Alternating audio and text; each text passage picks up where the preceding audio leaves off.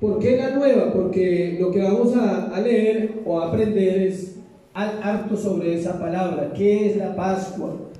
¿Qué representa según la Biblia? ¿Qué pasó en ese momento allí? Entonces retomemos donde estábamos. Estábamos en el día ¿qué? Jueves. Acuérdense, estábamos ¿dónde? En el primer día, en el jueves, porque en la mañana el Señor Jesús había enviado dos de sus discípulos a buscar un lugar para celebrar la Pascua y les había hablado por medio de como de enigmas o señales para que Judas el traidor no se diera cuenta. Entonces él les dijo: vayan a un lugar y encontrarán un hombre así y así, y ustedes le dirán que el maestro necesita celebrar la Pascua y ese hombre tendrá un lugar donde celebrarlo. Eso fue el sermón de hace 8 días para poder ubicarnos hoy. Tal como el Señor lo dijo, así mismo que sucedió. ¿Cuántos saben que las cosas suceden tal como el Señor las dice? ¿Sí? Uno no puede cambiar la historia. Continuamos el camino hacia el sacrificio. ¿Cuántos han caminado hacia un sacrificio alguna vez? Es difícil saber, ¿no? Aunque algunos van para el sacrificio y no saben, ¿no? Pero vamos para el sacrificio. Pero no sabemos que vamos caminando hacia un sacrificio diario. Continuamos el camino hacia el sacrificio. El Señor sabía hacia dónde se dirigía. Después de hablar del drama de la cruz, que fue la enseñanza de hace 8 días, y cada uno de sus personajes, nos encontramos en el día jueves y seguiremos ampliando el tema de la Pascua. Quizás muchas personas han escuchado esa palabra cada año en Semana Santa sin saber lo que significa. ¿Sí? ¿Qué se celebra en Semana Santa? El domingo de Ramos y luego es el domingo de Pascua. Esos son los 2 domingos que uno conoce más famosos de la historia: el domingo de Ramos y el domingo de Pascua. Hoy vamos a averiguar qué es esa Pascua. Hace 8 días hablamos un poquito por encimita, pero hoy ampliaremos el tema de la Pascua y la cena instituida por Dios como recordatorio del nuevo pacto o el pacto hecho con su propia sangre. Recordemos que todo lo que encontramos en el Antiguo Testamento son las sombras del Nuevo Testamento, y cada celebración, escuchen, cada ley, cada acto, cada ritual y cada sacrificio solo representa lo que nosotros estamos viviendo. Para ellos eran simbólicos, matar un cordero. Para nosotros no hay necesidad de matar un cordero, porque el Cordero de Dios que quita el pecado del mundo se inmoló en la cruz del Calvario por nosotros. ¿Por qué se llama inmolado? ¿Se han escuchado los terroristas que se inmolan? Porque ellos se entregan a una causa. Eso quiere decir un terrorista que va y se mete con una bomba y mata un poco de gente. En el caso del Cordero se llama inmolado porque él se entregó, no lo mataron, y se entregó a una causa. Era su causa y mi causa. Y uno dice: o sea que a Dios le importa mi vida bastante, y a veces no lo sabemos. La palabra Pascua viene del hebreo pesá, con H al final, pesá, y le pone la H al final, que significa pasar por alto, con la S, pesá, sin H, pero la H va al final. Dice, significa pasar por alto, perdonar o excusar. Eso significa la palabra ¿qué? Pascua. Eso fue lo que Cristo hizo con nosotros. Pasó por alto nuestros pecados y aparte de eso también ¿qué? Nos perdonó. Este significado concuerda con lo que pasó en el pueblo de Israel y también con lo que pasa hoy con nosotros. Para entender un poquito la Pascua y entrar ahorita en el tema, tenemos que ir a Éxodo capítulo 12, versículo 1. Acompáñenme a Éxodo capítulo 12, versículo 1. Dice la Pascua, dice ahí en el texto, dice: habló Jehová a Moisés y a Aarón en la tierra de Egipto diciendo: este mes os será principio de los meses. ¿Cuál mes? El mes de abril, acuérdense. El primer mes para ellos es ¿cuál? Abril. Para nosotros es el cuarto mes ya, para ellos es abril. Entonces dice: este mes os será principio de los meses, para vosotros será este el primero en los meses del año. Hablad a toda la congregación de Israel diciendo: en el 10 de este mes, el 10, tómese cada uno un cordero según las familias de los padres, un cordero por familia. El 10 del mes tomaban el cordero y se celebraba la Pascua el 14. Mas si la familia fuere tan pequeña que no baste para comer el cordero, entonces él y su vecino inmediato a su casa tomarán uno según el número de las personas. Se podría compartir por familias, no era solamente una familia. Si usted era buen vecino y ustedes eran 14 y el otro son 20, porque las familias eran así, no eran de 4 como ahora. Sí, esas familias no eran de 3 y 4 como ahora. Entonces resulta que el vecino tenía 14 hijos y la esposa, más los hijos de los hijos y las esposas, sume. Era una banda total, o sea, eso eran familias de 50. Entonces ahí dice, Dios dice, en la palabra dice, si son muchos, entonces únase con el vecino y maten lo que sea necesario. O sea que un cordero no alcanzaba. Ya les voy a decir por qué un cordero no alcanzaba, ahorita lo vamos a entender. ¿Por qué él hace esa referencia a que se unan con otros? Porque son hartos. Un cordero, ¿qué es un cordero para ustedes ahora? Algo pequeñito, ¿cierto?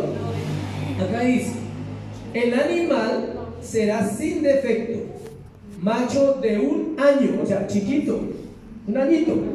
Por eso ahí dice, si ve que son muchos, entonces pónganse de acuerdo con el otro y maten unos 4, o sea, ¿sí? Para que les alcance para comer todos, ¿listo? Entonces eran corderos pequeñitos. Podía ser de 8 días en adelante hasta 1 año. O sea, en ese lapso no podía ser mayor de 1 año, no era permitido. Obvio que no había cédula, ¿no? Pero era máximo de 1 año. Ellos sabían que no podían traspasar ese proceso de que fuera un cordero ya de 2 años, no.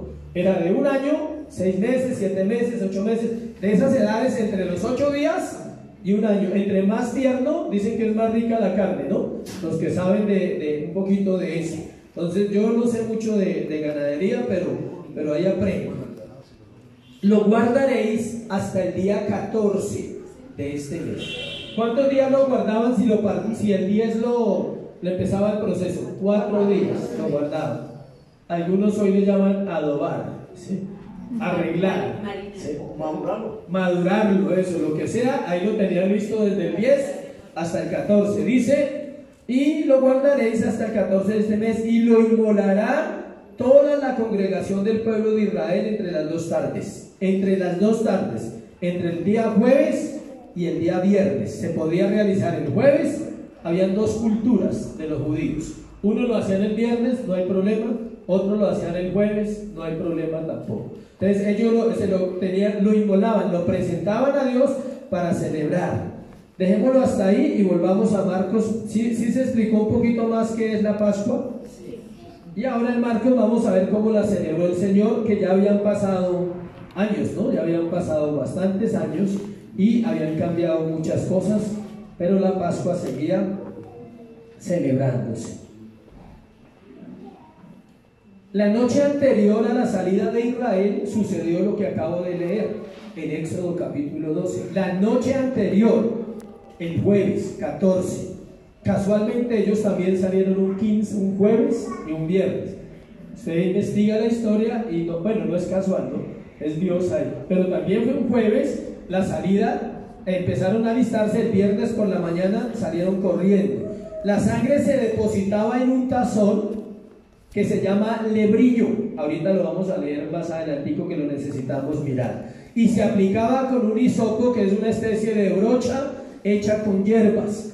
Una brocha que se hacía con hierbas, ¿sí? Como decir esas brochas antiguas de fique, con eso se rociaba. La hierba exacta que usaban era la mejorana, para eso. Se realizaba entre las 6 y 9 de la noche, de acuerdo a como ellos quisieran, o al otro día, el viernes. Luego de la destrucción del templo en el año 70, la Pascua se convirtió en una celebración familiar. Aquí la celebraban en la casa, pero también se reunían, se congregaban. Dice que toda la congregación debería estar, pero después del año 70 no hay templo en los judíos. Entonces se hace como familiar. Ellos lo celebran todavía en su casa a nivel privado. Luego de pasada la celebración tradicional, que es el día viernes de Semana Santa y el domingo día de resurrección, la pregunta es, ¿Qué es la Pascua para la iglesia cristiana? Esto es para los judíos y para los católicos la tradición de la Semana Santa, digámoslo así. Sí, que entran los 40 días de Cuaresma, todo eso que se ha practicado durante culturas. Ahora en el pasaje que vamos a estudiar qué es la Pascua para la iglesia cristiana. Primero, Cristo celebró la última Pascua, versículo 17 al versículo 21. Cuando llegó la noche, dice el versículo 17, vamos a ir al verso. Cuando llegó la noche, vino Él con los 12. Nos ubicamos en el día jueves por la noche. Ya había pasado todo el día de las instrucciones que Él había dado. Y Él llegó a la cena con sus 10 discípulos. Pedro y Juan se habían adelantado al lugar para preparar todo. O sea, los estudiosos dicen que Pedro y Juan fueron los encargados de buscar el cordero y de alistar todo. Ahorita se da cuenta todo lo que hacían. No solo era recordar lo que había pasado en Israel, era también el inicio de un tiempo nuevo para la humanidad. Escuchen, este tema es muy importante para la iglesia cristiana. Aquí se parte la historia en dos, de la humanidad, no de la iglesia, de la humanidad. A partir de ese momento, todos los libros de historia contienen dos letras, antes de Cristo y después de Cristo. Y aquí es muy importante para nosotros. O sea, no se trata solo de hablar de la Pascua de los judíos y chévere conocer todo eso. Se trata de lo que vamos a descubrir que representa esa noche para nosotros. En el hombre es igual, así como en la historia es igual. En el hombre es igual, una vida antes de Cristo y una vida ¿qué? Después de Cristo. Segunda de Corintios 5:17 nos ayuda porque dice: de modo que si alguno está en Cristo, nueva criatura es. Las cosas viejas pasaron, he aquí todas son hechas ¿qué? Nuevas. No dice que de modo que si alguno está en la iglesia, no dice así. Aclaro, dice que si está en ¿qué? En Cristo, en, no que cree en Jesucristo, hay que aclarar, está en Él, vive en Él, su vida es para Él, sus pasiones son para Él, sus sueños son para Él, y es una persona entregada. Así como Él se inmoló por nosotros, el cristiano se inmola, se entrega sin esperar nada a cambio a su Señor. Recuerde que hay varios paralelos de estos pasajes. Uno es Lucas 22:15 y nos dice que el Señor dijo, esto fue una de las cosas que me quebrantó cuando estaba estudiando, me hizo parar, me llevó a orar un momentico, porque encuentra uno de esas cosas que uno dice, ese sí escucha la voz de Jesús que dice: cuánto he deseado comer con vosotros esta Pascua antes que padezca. Usted lo lee así nomás, pero es el corazón del Cristo hacia sus discípulos diciendo: ustedes no se imaginan el anhelo tan profundo que hay en mi corazón por ustedes hoy, porque este tiempo se cumpla, por poder redimirlos ahora, ¿sí? Y dice: he deseado esta Pascua todos estos años, todos sus 33 años. Dice: cuánto he deseado comer con vosotros. ¿Sí sabías que el corazón de Jesús sigue diciendo lo mismo por su pueblo, por sus hijos de la iglesia? Dice: cuánto deseo cenar contigo, pero tú no llegas a veces a la cena. Cuánto he deseado cenar contigo. Muchas veces lo dice. Con algunos lo hace, con otros le toca esperar, porque no llegamos a esa cena. Y Él dice: antes que padezca. O sea, Él sabía que iba a pasar, pero Él, note cómo Cristo no está interesado en su sufrimiento, sino está interesado en compartir con aquellos que será la última noche. Siempre han dicho que las palabras de los moribundos son importantes, ¿no? Y tú no te imaginas cuál será tu última noche. Él sí sabía. Y Él sabía la importancia, el interés tan bárbaro que tenía eso en la vida de sus discípulos. Él sabía que eso iba a marcar la vida de sus discípulos. Estas palabras muestran la profunda emoción que el Señor tenía, su alegría de cumplir el propósito y salvar a su pueblo escogido. Allí daría las instrucciones para la nueva vida en Cristo y hablaría con sus discípulos, y aparte de eso también terminarían los rituales de la ley que ya serían innecesarios después de la muerte de Cristo. Después de la muerte de Cristo, todos los rituales de la Biblia son innecesarios del Antiguo Testamento. Ya no necesitas un cordero, ya no necesitas la vasijita para echar la sangre y la brocha para rociar. No, ahora entramos directo por la sangre de Jesús. Versículo 18 dice: se sentaron. Entonces, en el versículo 18, cuando se sentaron a la mesa mientras comían, dijo Jesús, se sentaron. De acuerdo a la tradición judía, se sentaban en cojines y las piernas quedaban fuera de la mesa, o sea, así. Ellos se sentaban así, con la cara hacia allá y los pies hacia allá, exactamente. No como nosotros con los pies debajo de la mesa, es algo cultural. Y usted ve los retratos y están así los retratos de la Santa Cena, están el uno así, cruzados. O sea, ellos no se sentaban como nosotros nos sentamos en la mesa a comer, era algo diferente. Ponían cojines en el suelo y se sentaban y la cabeza les quedaba al pie de la mesa. Eran mesas bajitas, de lado así, y comían.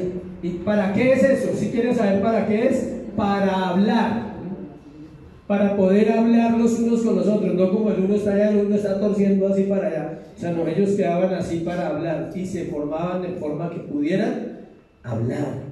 Según Éxodo 12:11, la primera Pascua la comieron deprisa, ahí donde íbamos en Éxodo 12:11, sí. La primera Pascua, dice el versículo de Éxodo, que la comieron deprisa.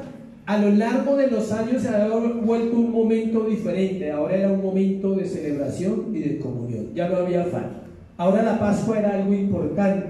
En esa época fue algo que a la carrera, ahí no hubo tiempo de celebrar ni de hablar, sino coma y hágale que nos van a matar. O sea, los egipcios nos van a matar si nos quedamos esta noche.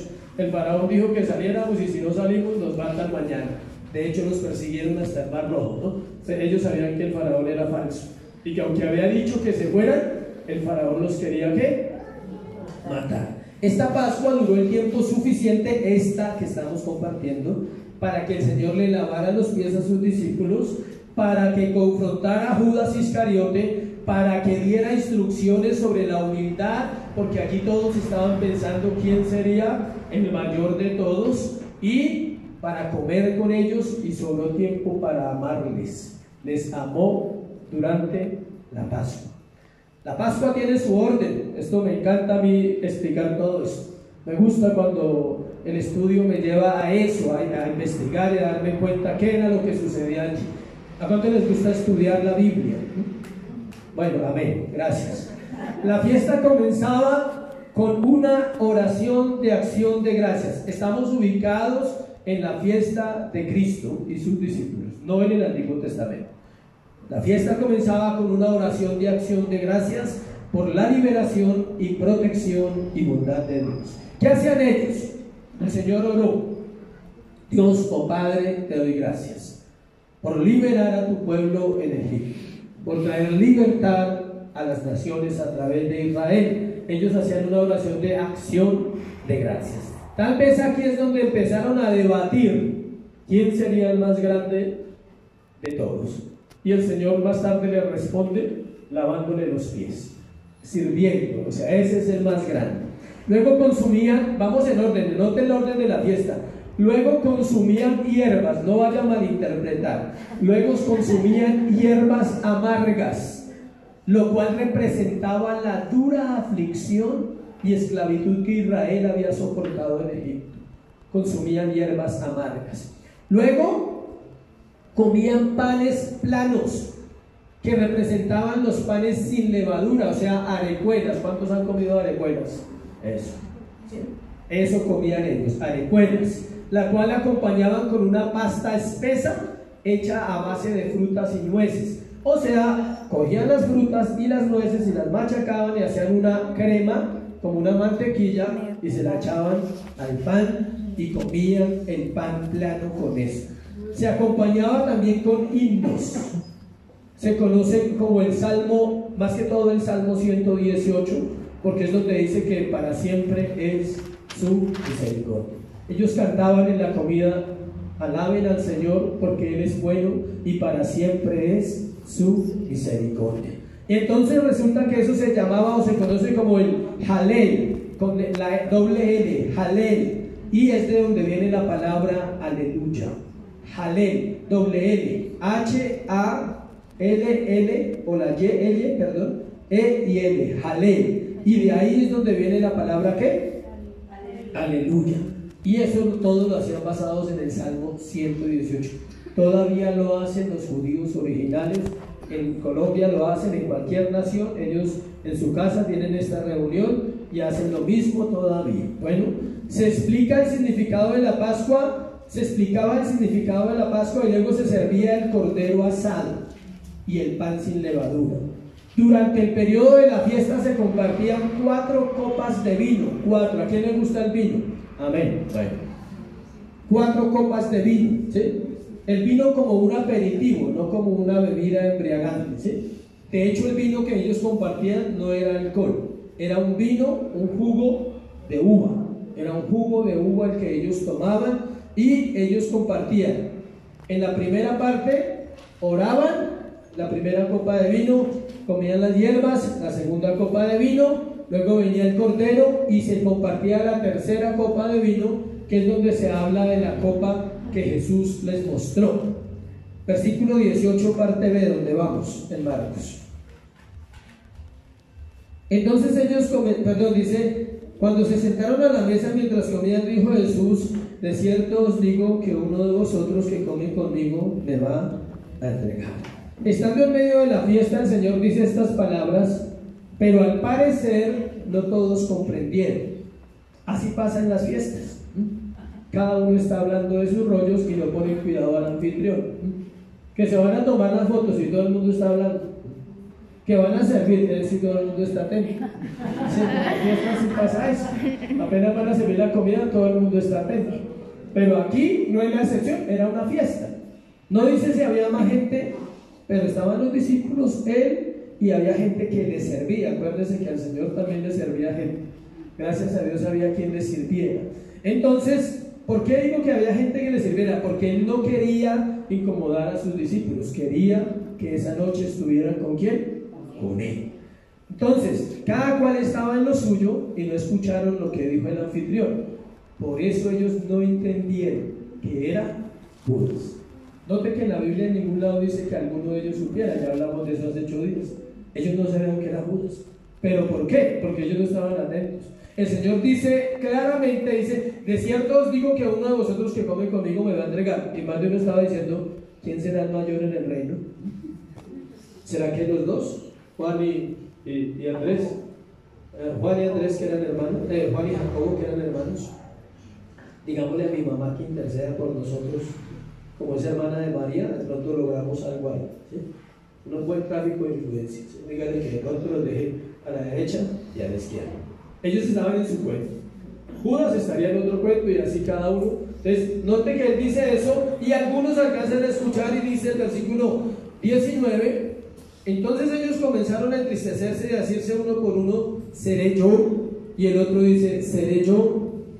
No sabían, ¿sí? Ellos ninguno sabía que era Judas. El salmista usa las siguientes palabras para referencia a la traición. Este sí toca leerlo obligatoriamente, Salmo 55, 12-14.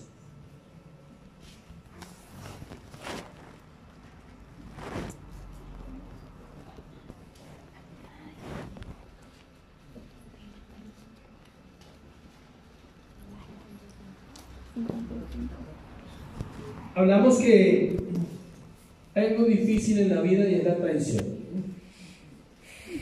Una cosa es una herida y otra cosa es una traición. Son dos cosas diferentes. Las heridas se causan fácilmente y todo el tiempo las recibimos, mientras que las traiciones no se reciben todos los días, gracias a Dios.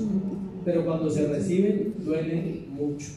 Alguien dijo que la traición es como si a la herida se le echara ¿qué? Sal.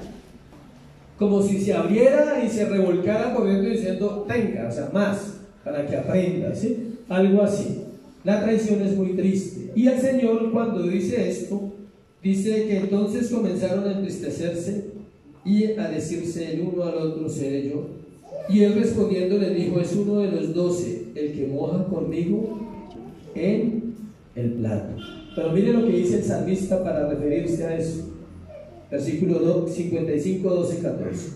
Porque no me afrentó un enemigo, lo cual habría soportado, ni se alzó contra mí el que me aborrecía porque me hubiera ocultado de él, sino tú, hombre, al parecer íntimo mío, mi guía y mi familiar, que juntos comunicábamos dulcemente los secretos y andábamos en amistad en la casa de Dios. Duro, ¿no? Dice, no fue un enemigo, dice, me hubiera puesto en las jugadas, me hubiera puesto pilas, donde sepa que un enemigo viene, dice, fuiste tú, mi familiar. Aquí se refiere a la traición familiar que es tan dolorosa. Salmo 41, versículo 9. Salmo 41, versículo 9. Aún el hombre de mi paz, en quien yo confiaba, el que de mi pan comía, alzó contra mí ¿qué? El calcañar. Impresionante las palabras del salmista. Las del Salmo 55 son referencia cuando Absalón se rebeló contra él, cuando su propio hijo le intenta quitar el trono. Él dice, no fue un enemigo, dice, fue el que comía conmigo, fue el que de mi plato comía, fue aquel que yo amaba. ¿A quién? A su propio hijo. Fue la rebelión de su propio hijo. Nada más doloroso que la traición de aquellos que amamos. Nunca se le olvide eso. Nunca serás traicionado por alguien que no amas, porque esa traición no sirve, no existe, me da igual, ¿sí? Ah, que hizo tal cosa, ese es así. Ya. Ah, yo ya sabía que ese era así. Ya uno le da igual, le da lo mismo 8 que 80, dice, o sea, igual, ¿sí? Pero cuando es alguien que amo, me duele, porque dices, es aquel a quien yo le confié secretos, es aquel a quien yo pensé que me amaba tanto como yo le amaba. Y es lo que Jesús está hablando de Judas. Él dice, él respondiendo le dijo, versículo 20, es uno de los 12 el que moja conmigo el plato. La traición ha estado presente en toda la humanidad, aún antes en el mundo espiritual, cuando Satanás traicionó a su Señor. Desde allá viene la traición, no es de ahora, ¿sí? Él era el encargado de ministrar en la alabanza en el cielo. Imagínense qué privilegio. Y traicionó a su rey. Hizo unas contrataciones y lo traicionó. En la cultura judía, y yo no sé si en esta ustedes me ayudarán a entenderlo, pero creo que también, comer juntos representa amor y confianza. Tú no comes con todo el mundo, ¿cierto? Y no todos los días en tu casa. Ni desayunas con todo el mundo todos los días, ni almuerzas con todo el mundo todos los días. ¿Es un acto de qué? De confianza. Ser traicionado por alguien con quien se comparte tan cercano era más duro y despreciable. Dice que es uno de los 12 el que moja el pan. Quiero leer Juan capítulo 13, porque aquí nos explica espectacularmente la cena. Juan 13, 24, 30. Ahí sí hay una explicación muy bonita. Dice, mire, dice lo siguiente: a este pues hizo señas Simón Pedro para que preguntase quién era aquel de quien hablaba. O sea, estamos en la cena, ubiques. Y Pedro, como siempre, haciendo señas, haciendo malabares, yo creo que le dijo a Juan, pregunte, o sea, ¿quién es ese traidor? Pues, vamos a buscar al traidor para que no traicione al Señor. Él entonces, ¿por qué, Juan? Porque dice, él entonces recostado cerca del pecho, solo Juan se recostaba en el pecho de Jesús, dijo, Señor, ¿quién es? Y respondiendo Jesús dice, a quien yo diere el pan mojado, aquel es. Y mojando el pan, lo dio a Judas Iscariote, hijo de Simón. Es curioso que le da el pan, pero ninguno discierne. A pesar de eso, ninguno discierne. Dice, y después del bocado, Satanás entró en él. Entonces Jesús le dijo, lo que vas a hacer, hazlo más pronto. Pero ninguno de los que estaban en la mesa entendió por qué le dijo esto. Si ven que había un velo en ellos, en todo caso, era parte del plan del Señor. Porque algunos pensaban, puesto que Judas tenía la bolsa, que Jesús le decía, compra lo que necesitamos para la fiesta, o que diese algo a los pobres. Cuando él pues hubo tomado el bocado, luego salió y era ya de noche. ¿Sí ven qué explicación tan clara de la escena del bocado de pan? ¿Cuándo se dio ese bocado de pan? Cuando estaban comiendo las hierbas amargas y la mantequilla, la sopa que hacían, y le untaban, ahí mojaban el pan. Y eso era un acto de cercanía. ¿A usted a quién le ha bocado? Perdón que le pregunto. A la familia. ¿A todo el mundo? No. Venga, O sea, no, uno le da bocado a alguien muy cercano, a la esposa se le da bocado, al esposo se le da bocado, esposas para que sepan, ¿sí? Eso, ¿sí? A los hijos, aún así sean grandes, hay que darles bocado, venga. Pero no todo el mundo le recibe a usted el pan mojado ya masticado, a ver. Si usted ya comió el pan, lo mordió y va y lo moja, ¿quiere? No, denle un pancito. Por eso mi esposa cuando reparte pan dice, dejen que ellos cojan. En cambio yo cojo la mano y tenga. Son estilos, ¿eh? Ella dice que cada uno saque de la bolsa.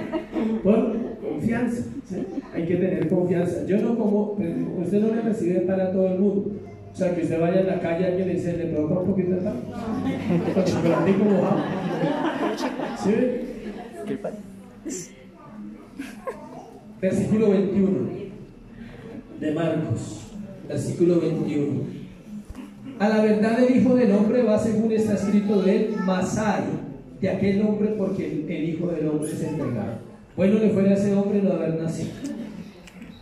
Una vez más el Señor deja claro la soberanía del Padre. Él muestra dos cosas ahí. Dice, a la verdad el Hijo del Hombre va según está escrito de él, la soberanía de Dios. Él dice, yo voy según escribieron de mí, pero aclara, hay de aquel hombre por el que me va a entregar.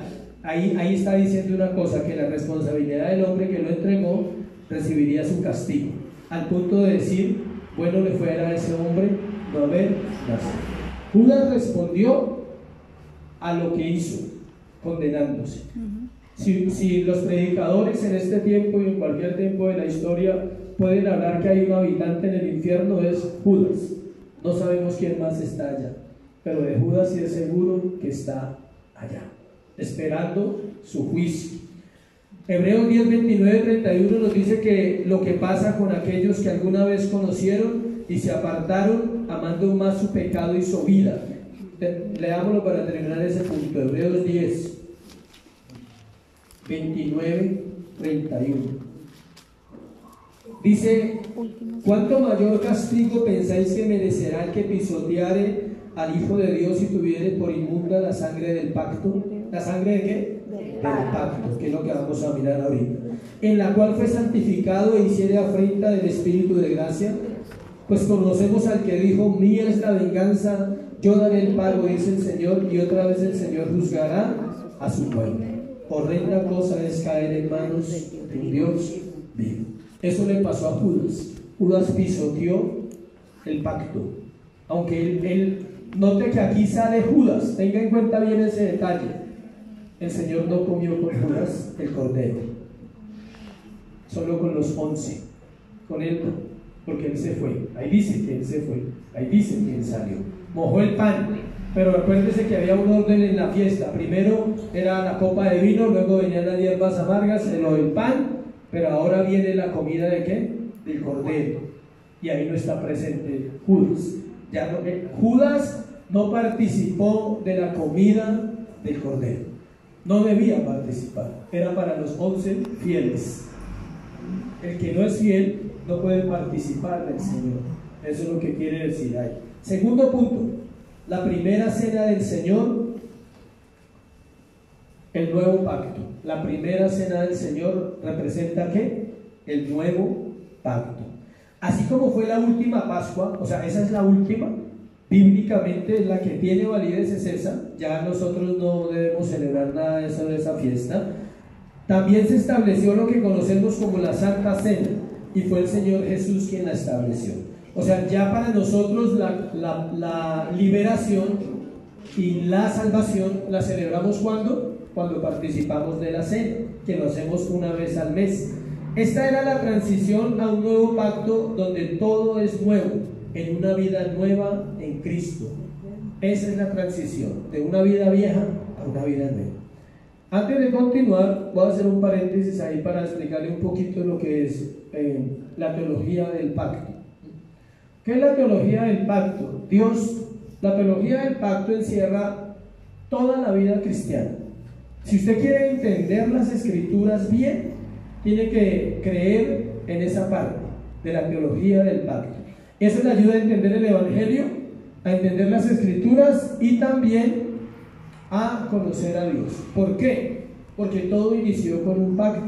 ¿Cuál fue el primer pacto que él hizo? fue el pacto de obras. Escuche, ¿fue el pacto de qué? De obras. Ese fue el primero que él hizo. ¿Cuáles obras? Con Adán. El primer pacto que hizo Dios con el hombre se llama el pacto de obras. ¿Por qué de obras? Porque él le dijo a Adán una sola cosa que no debía hacer. O sea, era una condición no comer del árbol del fruto prohibido. Era una obra. Él le dijo, usted puede hacer de todo, Adán, pero solo hay una cosa que no puede hacer. ¿Y qué pasó? Precisamente hizo lo que no le dijeron. Está como los chinos, igualito. No haga eso, y allá va y lo hace. Entonces dígale que lo haga 3 veces y verá que no lo hace. Así era Adán, igual a la naturaleza de nosotros. El pacto de obras trajo consecuencias eternas y luego se establece el pacto de gracia. Todo comenzó en Edén y todo continuó, pero Dios tenía un plan perfecto. Dijo, el hombre no entendió por obras, me toca aplicar la misericordia y que sea ahora, ¿por qué? Por gracia. Por eso la salvación nunca será, ¿por qué? Por obras. Versículo 22 de Marcos. Mientras comían, Jesús tomó pan y bendijo y lo partió y les dijo diciendo, tomad, esto es mi cuerpo. Cuando dice que tomó pan, se refiere al pan sin levadura, que no solo representaba la salida apresurada de Egipto, sino que también representaba la separación de las influencias corruptas, de la idolatría, del pecado y la mundanalidad. Cuando él le dio el pan, no solamente era el pan que representaba que sin levadura, la levadura contaminaba, según lo que el Señor decía. La levadura representaba un contaminante, o sea, algo que unta todo lo demás. ¿Cuántos saben que se necesita poquita levadura para harto qué? Pan. Entonces el Señor pone el mismo ejemplo, se necesita poquito para contaminar la vida de un creyente, poquito. Y él está diciendo que tomó el pan, dice, eso representaba el cuerpo de Cristo. Se estableció un cambio en lo que representaba el pan antiguamente y en lo que representa ahora. Antiguamente representaba la salida de ellos de Egipto a prisa, ahora representa el cuerpo de Cristo. No era partir, escuchen, esto es importante, no era el partir el pan. Ahí dice, mientras comían Jesús tomó pan y lo bendijo y lo partió. Pero el acto importante, como algunos dicen que era partir el pan, no era partir el pan. Lo importante, antes de avanzar, ¿qué representa la partida del pan? Para algunos, el cuerpo de Jesús quebrado, pero hay una cita bíblica que dice que sus huesos no fueron quebrados, ni un hueso suyo fue ¿qué? Quebrado. Entonces, por eso no se puede decir que lo importante era la partida del pan. ¿Qué era lo importante? Que todos estaban unidos, participando de la misma comida. ¿Qué se representa eso? La unión del cuerpo de Cristo o la unidad en la iglesia. Eso era lo importante esa noche, que la iglesia iba a ser unida. Versículo 23. Tomando la copa y habiendo dado gracias, les dio y bebieron de ella todos. Luego tomó la copa, que es el segundo elemento de la Santa Cena, y esta era la tercera de las 4 copas que hablamos que se repartían en la fiesta, y el Señor dijo que era su sangre del nuevo pacto que por muchos es derramada. Cuando se rasgó el velo en la cruz del Calvario, ¿se han visto que se rompe el velo? En las películas muestran, se rompe por la mitad. Algunos estudiosos dicen que el que pasó por ahí fue Dios, representando el nuevo pacto, porque así se hacían los pactos en la antigüedad. En la Biblia no hay un solo pacto de dinero, aclaro. Todos los pactos bíblicos tienen que ver con la redención de la humanidad, la salvación. Por eso los pactos de dinero no son bíblicos y por eso no creemos en esa doctrina. Amén. Creemos en el pacto de la sangre y en el pacto de la Biblia. ¿Cómo era el pacto? Le voy a contar, usted ya sabe cómo es el pacto. Abraham en Génesis dice que partió 2 animales y que el fuego pasó por ellos. Y ese era Jehová, ese era el Señor el que pasó por ellos. Las condiciones para un pacto eran las siguientes: se hacía un acuerdo entre 2 partes y la parte que lo incumpliera debía ¿qué? Morir. Dios pactó con el hombre y el hombre falló. El hombre debería morir. ¿Y quién murió? Jesús, el hombre, para apaciguar la ira de Dios y darnos ¿qué? salvación. Ese es el pacto de la humanidad. El pacto más importante del Antiguo Testamento es el de Abraham, ¿sí? Y en el pacto del Nuevo Testamento el más importante es el de ¿quién? De Cristo. ¿Por qué creen que la misma Escritura llama a Cristo el nuevo Adán o el segundo Adán? Para restaurar lo que se perdió en el Antiguo Testamento a través del pecado.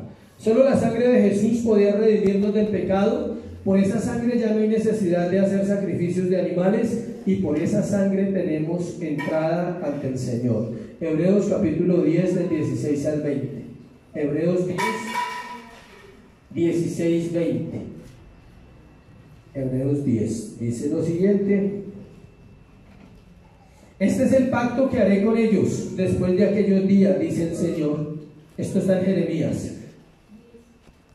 Pondré mis leyes en sus corazones y en sus mentes las escribiré. Añade: y nunca más me acordaré de sus pecados y transgresiones. Ese es el nuevo pacto. Pues donde hay remisión de estos, no hay más ofrenda por el pecado.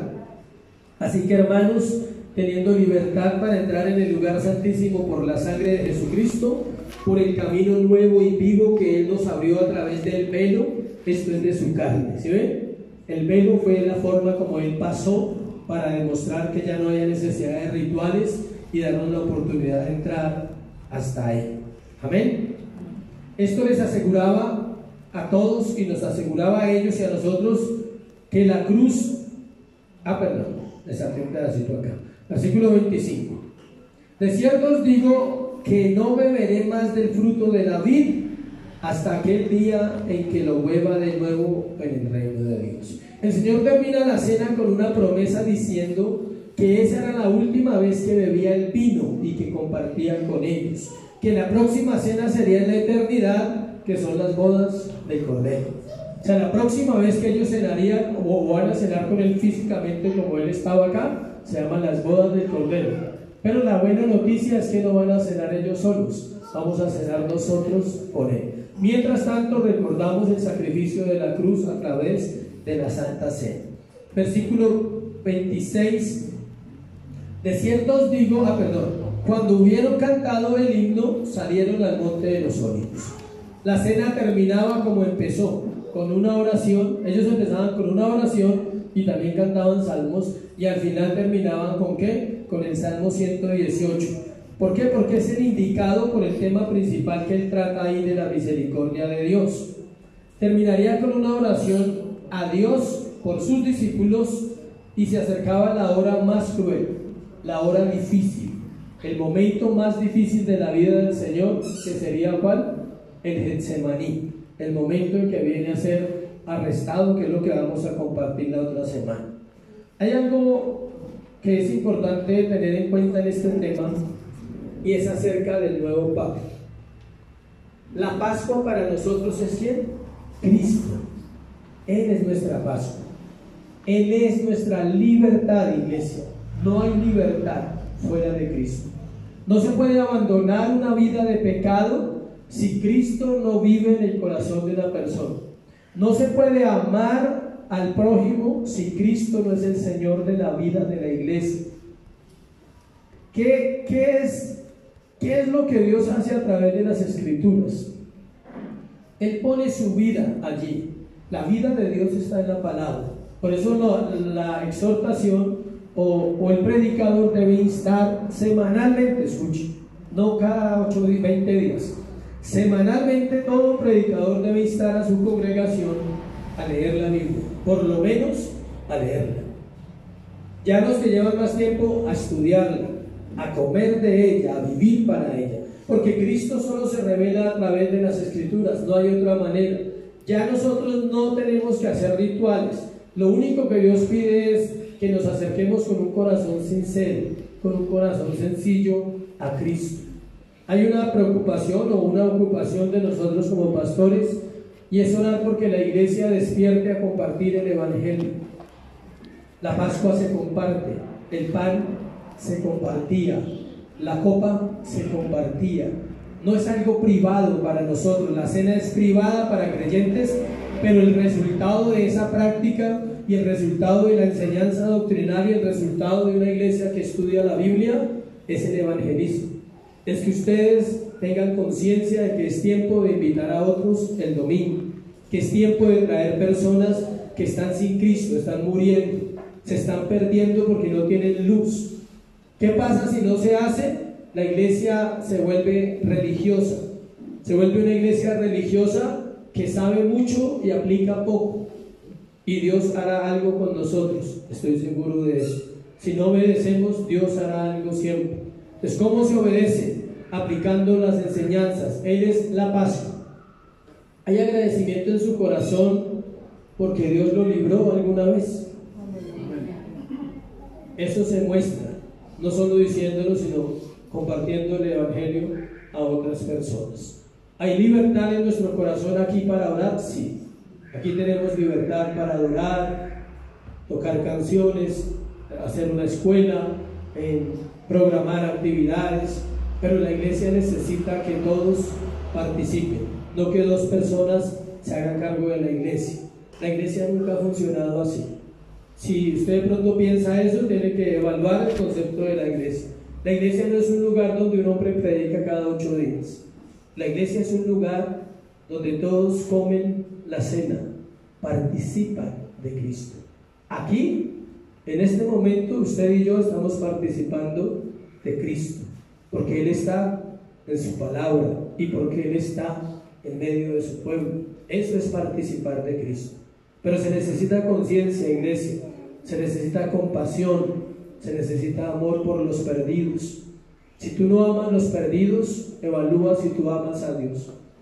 No hay una forma de amar a Dios que no sea amando a los demás, la Biblia lo dice. Hay una parte que no les compartí ahí que quiero entrar ahí. El pan representaba, ¿se acuerdan que dijimos que el pan y las hierbas amargas se hacía el pan y se hacía una crema y se mojaba el pan? Eso representaba la aflicción y la esclavitud en el desierto, todas las hierbas amargas y todo eso. Eso fue lo que Jesús hizo cuando Él mojó el pan y se lo dio al traidor. Él sabía que esa era su aflicción. Él dijo: yo sé que viene mi aflicción. La aflicción de Cristo tiene que valer la pena por su iglesia. La aflicción de Cristo no es para que usted viva bien solamente. Es bueno vivir bien, pero la aflicción de Cristo es para que otros que conozcan de Jesús. Entonces la invitación esta mañana es a eso. Si Cristo es tu Pascua y si Cristo es tu Señor, como iglesia debemos responder a Él como Señor, en obediencia, porque Él dice: si yo soy Señor, ¿dónde está mi gloria? ¿Y dónde está mi honra? Y no hay honra más grande para un rey que llevarle un tributo, siempre. Eso se practicaba en la antigüedad, creo que se sigue practicando con los hombres de autoridad, y cuanto más con Él, que es el Señor de todas las cosas. Nada de lo que tú tienes y yo tengo en esta vida, yo no tengo nada, gracias a Dios, pero de pronto tú sí tienes mucho. Pero nada de lo que tú tienes, escucha, nada, absolutamente nada, ni tu inteligencia, tu sabiduría, tu trabajo, tus años, tu esposa, tus hijos, tu familia, todo lo que usted pueda imaginar que tiene, nada de eso sería posible si no fuera por el Señor. Él no lo dio. Y nada de eso Dios te está pidiendo. Él está pidiendo es almas. Él murió por la humanidad. Ahí hay una parte que me gusta también para aclarar, cuando dice que en el 24 dice: esto es mi sangre del nuevo pacto, que por muchos es derramada, no por todos.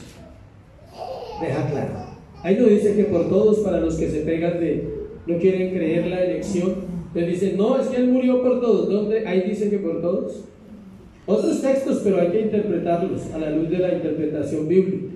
Ahí dice: esta es mi sangre del nuevo pacto, que por muchos es derramada. Aparte de eso, hay que mirar ahí el punto gramatical, si se refiere a todos los que lo mataron o a los que recibieron el beneficio. No hemos mirado eso. Si ese muchos se refiere a los judíos, gentiles, romanos que lo mataron, o si ese muchos se refiere a los que somos salvos.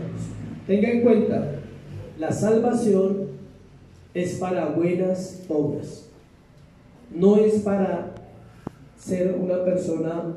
El término que voy a usar no le va a gustar, pero la iglesia es desagradecida con su Señor, porque un corazón agradecido siempre, escuche, siempre estará buscando agradarle a Él.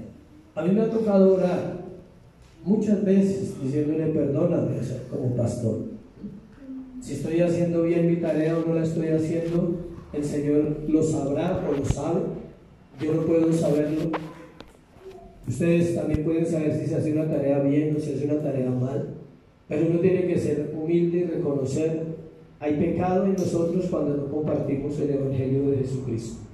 Es igual a cualquier pecado, no creas que es diferente, es igual.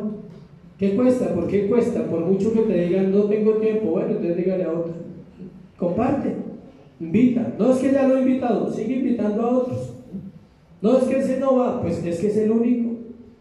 Empezando, si miramos a nuestro alrededor, ¿cuántas personas hay que tú no sabes cuándo van a morir? Es impresionante. Leí algo que me quebrantaba mi corazón y decía, anunciamos la vida y estamos muertos. Los cristianos hablamos de vida, pero no tenemos la vida mientras otros no vengan a la vida eterna, porque la vida eterna no es para callar, es para hablar, es para salir a decirle a la gente, es para decirle a la gente que hay un Cristo vivo, hay un Cristo real, murió en la cruz del Calvario por sus pecados. No me vaya a seguir con el cuento, y si no está elegido, ese no es su problema, ¿sí? Usted no es Dios. Usted haga su tarea y dígale lo que tiene que decirle de la salvación. Ya el Señor verá si esa persona está en el plan de salvación. Dios obrará en esa vida. Si no está, no obrará, pero no es problema para nosotros. El labrador participa del fruto de su trabajo. ¿Por qué? Porque trabaja.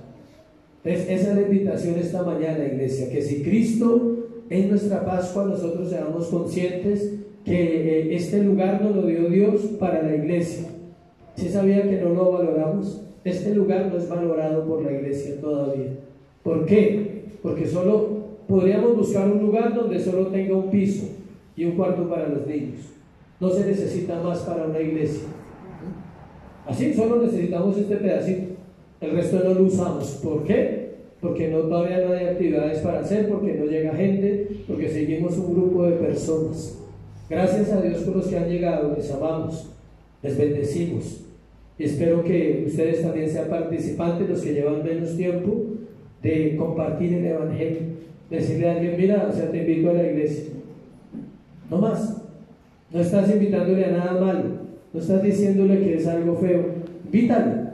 No te preocupes, Dios hará la obra. Si Dios tiene una palabra para esa persona en esa mañana, Él la tendrá. ¿Sí? Pero no durmamos más.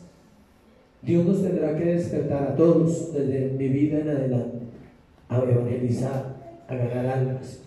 La iglesia no quiere una iglesia de actividades, pero se duerme sin hacer nada. Ahí se necesita entonces hacer cosas. Amén. Póngase sobre sus pies. Vamos a orar y vamos a darle gracias a Dios. Padre, gracias por tu palabra, Señor. Anhelamos tener claro la Pascua. Y la Pascua se llama Cristo. El apóstol Pablo lo dijo muy bien: Cristo, nuestra Pascua. Cristo es aquel por quien vivimos, Señor, aquel a quien adoramos, aquel a quien servimos. Solo te puedo pedir, Señor, esta mañana que traigas claridad a tu pueblo, a tu iglesia. Hay gran necesidad de Cristo en la tierra. Miles de almas, Señor, vagan, dice la palabra, como ovejas que no tienen pastor. Y dice la Escritura que tú miraste esas multitudes y tuviste compasión de ellas porque estaban dispersas, no tenían vida. La tierra es un lugar de huesos secos, donde solo el Espíritu Santo puede soplar vida sobre los creyentes, Señor. Vida para ir a compartir la palabra, vida para salir del conformismo, Señor.